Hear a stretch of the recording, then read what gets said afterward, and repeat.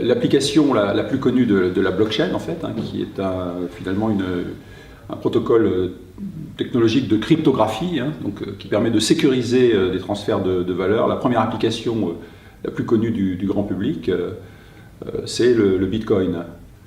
C'est-à-dire le Bitcoin qui est ni une monnaie scripturale au sens où les banquiers la définissent, ni une monnaie fiduciaire au sens où les banquiers centraux la définissent, qui est un peu entre les deux, mais qui finalement est la monnaie de l'Internet, est une monnaie de l'Internet. Il y en a plusieurs, effectivement, crypto-monnaies.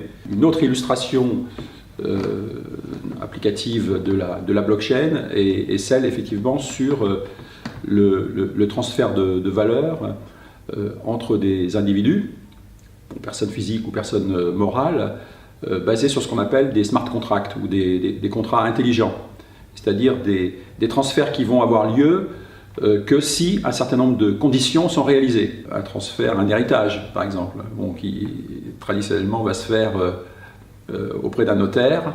On peut imaginer qu'un contrat intelligent puisse gérer un transfert de valeur qui aurait été prédéfini par une personne avant son décès. L'un des enjeux principaux de la blockchain, c'est d'assurer une grande transparence dans les échanges et de supprimer un grand nombre d'intermédiaires. On voit apparaître des applications sur la gestion des cadastrales, principalement dans des pays où cette gestion cadastrale est absolument pas optimale. D'autres applications de la blockchain, par exemple, se situent dans le domaine de l'art ou dans le domaine de l'entertainment, qui permettent des ventes d'œuvres numériques sur le net, avec éventuellement la gestion des copyrights, des contrats de licence, en supprimant des intermédiaires traditionnels qui, bien entendu, dans la chaîne de valeur, se rémunèrent.